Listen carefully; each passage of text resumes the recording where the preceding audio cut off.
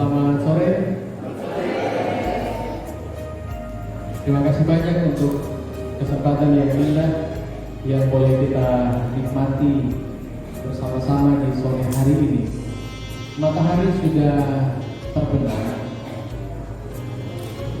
Izinkan kita berdoa bersama-sama sekaligus mendoakan firman Tuhan yang akan kita belajar di pembukaan Sabat, sekaligus mudah-mudahan bisa sambut kita di sore ini. Kita tunduk kepala sejenak dan kita berdoa. Tuhan Allah Bapa kami di surga, ketika matahari terbenam di ufuk barat, kami tahu Allah hadir mendampingi kami, umat-umat-Mu, dari anak-anak, bayi, remaja, orang muda, keluarga-keluarga rumah tangga, para lansia yang berkesempatan hadir, yang sudah ada di Ka'bah Tuhan. Kami datang di hadapan-Mu dengan membawa rasa syukur kami, dengan puji-pujian hormat, kemuliaan bagi nama Tuhan. Terima kasih Bapa, kami akan belajar firman Tuhan di sore menjelang malam. Kuasailah kami dengan kuasa Roh Kudus-Mu, sanggupkan kami boleh mengerti dan mampu menghidupkannya dalam kehidupan setiap hari. Dalam nama Yesus. Amin. Yang bawa Alkitab, mari kita buka Kejadian pasal 7 dan 8. Kejadian pasal 7 dan 8. Lainnya akhirnya tiba di daratan, dan sesuai dengan Alkitab katakan bahwa ia kandas di gunung Ararat.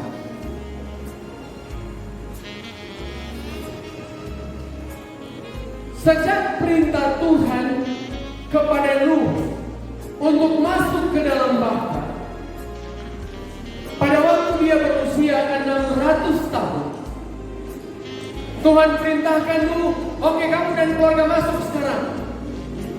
Seisi rumahmu, anak-anakmu, dan pintu bahtera itu ditutup. Pernahkah kita berpikir, apakah memang Tuhan terlalu egois? Hanya untuk bahtera yang besar, hanya untuk Nuh, manusia yang ada di dalam? Oh, tentunya tidak. Ada kurang lebih 120 tahun. 120 tahun sejak Tuhan perintahkan Nuh untuk bangun bahtera, penginjil tua ini menyampaikan kabar pertobatan kepada bangsa ini yang kejahatannya sudah memuncak sampai ke langit. Dan penginjil tua ini mulai berbicara, bertobat, kembali kepada Tuhan, kembali setia, ayo kembali. Saudara tahu, selama waktu yang Tuhan percayakan untuk Nuh sampaikan pertobatan, bangsa ini tidak bertobat. Dan pada akhirnya pintu kasihan tertutup.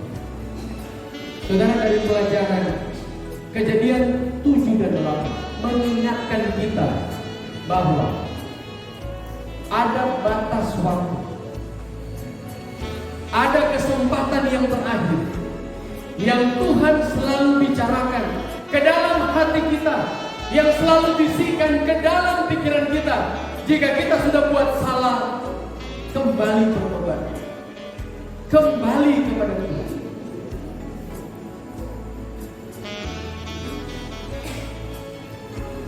Ketika pintu bahtera ini ditutup, Kejadian pasal 7, hari itu hujan sedang dan mulai turun. Usia Nuh sudah 600 tahun. Mata air mulai keluarkan air, dan dataran-dataran rendah mulai tertutup air. Pada saat dataran rendah ini mulai tertutup dengan air, pemukiman warga mulai banjir. Kini mereka mulai mengingat, kayaknya penginjil tua ini benar. bahwa Tuhan akan datangkan air untuk membinasakan bumi. Mereka berbondong-bondong naik ke pegunungan. Oleh karena perintah Tuhan untuk membangun bahtera itu di dataran tinggi, dan mereka pergi ke sana sambil ketuk pintu. Nuh, buka pintu. Tetapi Nuh, mereka bisa imajinasikan begini, saudara. Yang ketuk ini boleh jadi tetangganya. Yang ketuk pintu bahtera ini boleh jadi teman sekerja, seorang tukang yang ahli. Yang ketuk bahtera ini boleh jadi punya hubungan talian keluarga dengan Nuh, istrinya dan anak-anak menantunya. Tetapi Nuh dengan tangisan dalam hati, dia katakan, bukan saya yang menutup pintu. Allah telah menutup pintu kasih karunia. Oleh karena telah diberikan kesempatan yang panjang, tetapi bangsa ini terus menolak. Hari-hari mereka lalui dengan kesedihan. Sementara kurang lebih seminggu hujan turun, bahtera ini mulai terangkat, kemudian terombang-ambing. Dan saudara, Alkitab mencatat dalam Kejadian pasal 7 ayatnya yang ke-24, bahtera ini di bawah air selama 150 hari. Itu kira-kira berapa bulan? 50. Saudara, adalah alamiahnya manusia jika manusia itu cepat bosan. Benar? Anda belikan mainan baru, mainan kesukaan anakmu, seperti Mikaela atau Enzo di rumah. Saudara, hanya 1-2 hari mainan itu mereka jaga, rawat, mungkin paling lama mungkin seminggu, dan seminggu lebih. Kalau itu mobil, Enzo dia mulai putar-putar itu mobil. Kenapa bolanya putar? Dia mulai cabut, ini bisa lepas, dan dia bangga, dia bilang, Bapak, mobil ini bisa lepas bolanya. Dia mulai buka sini sana, kejenuhan. Mungkin minggu pertama mereka ada di dalam bahtera, bernyanyi, merenungkan betapa Tuhan begitu baik. Ternyata kesetiaannya selama 120 tahun telah cukup bagi Nuh untuk mendewasakan imannya pribadi, cukup bagi Nuh untuk mendewasakan iman istrinya, cukup bagi Nuh untuk mendewasakan iman anak-anak dan menantunya. Dan kini mereka bersukacita dalam kekeluargaan di dalam bahtera. Tetapi mungkin 2, 3, 4 minggu berjalan, mereka terkungkung dalam kondisi yang stagnan, tidak bisa kemana-mana, tidak ada orang lain yang bisa diajak bercerita. Mungkin Nuh di masa tua dia mulai merenungkan dengan air mata menetes, kasihan tetangga saya. Saudara, ketika kita renungkan kapan kita terima Tuhan dalam kebenaran, kita renungkan di waktu-waktu ini kita sungguh sangat setia, kita mungkin aktif, kita sangat berantusias dalam persekutuan, dan mulai lama-kelamaan kayaknya apa yang Nuh kabarkan, Tuhan segera datang bertobat, kayaknya Tuhan mulai lama datang, dan kita mulai bertahan, mulai perlahan korting jatah sabat. Nantilah sabat depan, kita mulai tunda waktu beribadah kita. Nantilah waktu yang akan datang, kita mulai tunda, dan akhirnya terbiasa. Saudara, pada akhirnya penyesalan itu datang terlambat. Bersyukur kepada Tuhan karena keluarga ini ada di dalam bahtera. Tetapi ingat, jaga api kerohanian keluarga kita, kesetiaan kita dalam pengharapan yang pasti di dalam.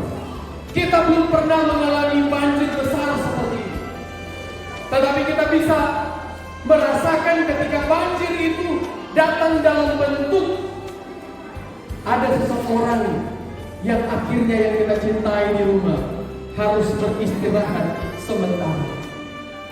Ketika banjir besar itu datang dalam bentuk pandemi yang berkepanjangan oleh karena COVID-19. Banjir besar itu datang ketika usaha kita harus tutup atau bangkrut oleh karena tidak ada lagi pembeli. Kita di PHK, anak-anak kita gagal. Saudara, inilah banjir besar modern secara rohani.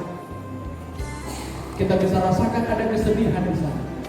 Ketika banjir besar itu orang yang kita cintai tinggalkan kita. Rumah tangga kita berantakan. Ada yang tidak jujur di dalam rumah tangga. Ada pengkhianatan di dalam hubungan. Ada perselingkuhan, ketidakjujuran. Badai air rohani luntur dalam kehidupan kita. Anda bisa merasakan apa yang keluarga itu rasakan di tengah-tengah stagnannya mereka di dalam Allah. Yang mereka perlukan adalah pengharapan. Tiba-tiba di satu kondisi di mana mungkin istrimu mulai meneteskan air mata, berpikir mencoba untuk menganalisa kapan kami akan berhenti diombang-ambing di dalam bahtera. Tiba-tiba perahu besar ini kandas. Mungkin ada yang teriak, "Yes, kita sudah tiba. Ya, kita sudah temu daratan." Inisiatif Nuh yang sudah tua, dia mencoba naik tangga.